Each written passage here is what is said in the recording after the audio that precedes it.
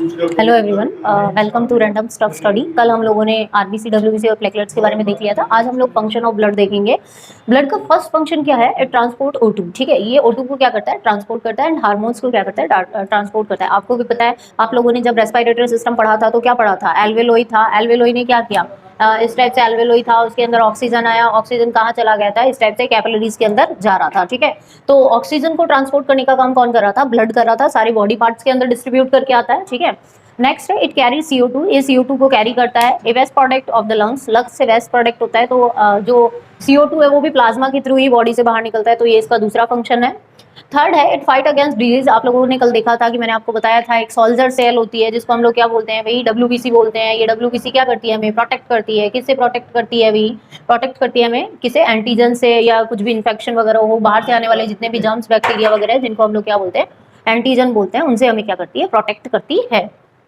It transmit heat and regulate the body temperature. ये blood जो होता है ये हीट ट्रांसमिट करता है, जिससे बॉडी का टेम्परेचर क्या होता है? रेगुलेट होता है। एक नियत जो बॉडी का टेम्परेचर है वो बना रहता है।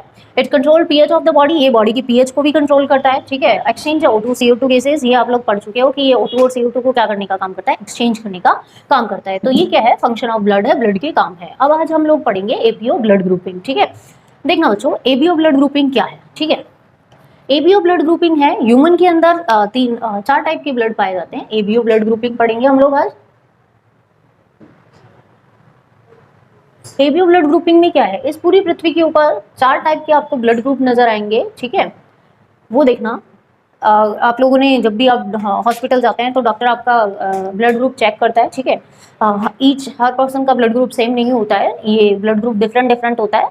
किसी का ब्लड ग्रुप A होता है, किसी का B होता है, किसी का AB होता है और किसी का O होता है। तो इट मीन्स हम कह सकते हैं कि ब्लड ग्रुप कितने होते हैं। मेजरली जो हम लोग देखते हैं वो मेजरली ब्लड ग्रुप को फोर पार्ट में डिवाइड किया गया है। ठीक है, तो मेजरली ब्लड ग्रुप को 4 पार्ट में डिवाइड किया गया है।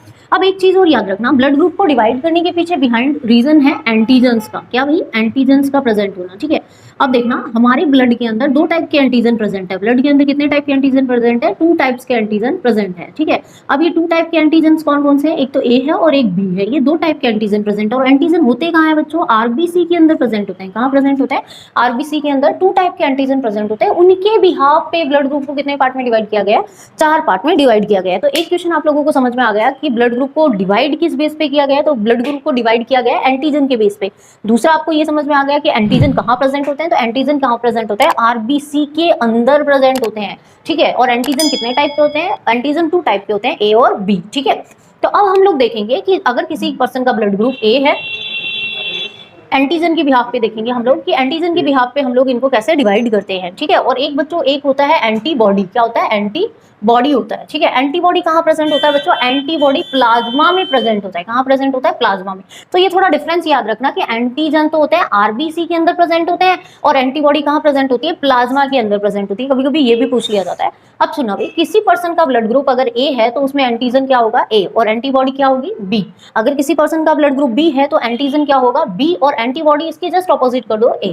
अगर किसी पर्सन का ब्लड ग्रुप AB है तब उसमें एंटीजन क्या प्रेजेंट होगा? A और B दोनों होगा, और एंटीबॉडी क्या होगी? अब्सेंट। और अगर किसी पर्सन का ब्लड ग्रुप O है, ठीक है, तब उसके अंदर एंटीजन अब्सेंट होगा और एंटीबॉडी दोनों प्रेजेंट होगी। तो हम लोग बोल सकते हैं कि ब्लड को डिफाइन, या हम लोग बोल सकते हैं 4 टाइप में डिवाइड किया गया है। किसके बेस के ऊपर? एंटीजन के बेस के ऊपर। ठीक है, एंटीजन कहाँ प्रेजेंट है? RBC के अंदर प्रेजेंट है। ओके, ब्लड ग्रुप कितने टाइप के होते हैं? ब्लड ग्रुप 4 प्रकार के होते हैं, A, B, AB और O। ठीक है, A वाले ब्लड ग्रुप में एंटीजन क्या होगी? A, और एंटीबॉडी उसका जस्ट ऑपोजिट कर दो, B। B वाले ब्लड ग्रुप में एंटीजन क्या होगी? B, और उसका एंटीबॉडी क्या कर दो? ऑपोजिट कर दो, A। AB वाले ब्लड ग्रुप के अंदर एंटीजन क्या होगा? AB, और उसका एंटीबॉडी होगा ही नहीं। इट मींस प्लाज्मा में किसी टाइप की एंटीबॉडी नहीं प्रेजेंट होगी, क्योंकि मैंने आपको कहा था कि प्लाज्मा के अंदर क्या प्रेजेंट होती है? एंटीबॉडी प्रेजेंट होती है। O अगर ब्लड ग्रुप है तो उसमें RBC के अंदर किसी टाइप का एंटीजन नहीं प्रेजेंट होगा, प्लाज्मा के अंदर दोनों टाइप की एंटीबॉडी प्रेजेंट होगी। तो इस टाइप से हम ब्लड ग्रुप को क्या करते हैं? डिवाइड करते हैं। ठीक है, आगे की टेबल हम लोग कल देखेंगे। आज हम लोगों ने फंक्शन ऑफ वर्क, ब्लड के फंक्शन देखे हैं, और दूसरा हम लोगों ने ABO ब्लड ग्रुपिंग स्टार्ट की है। ABO ब्लड ग्रुपिंग में हम लोगों ने ये देखा है कि 4 टाइप के ब्लड होते हैं और किस बिहाफ पे उनको क्या किया गया?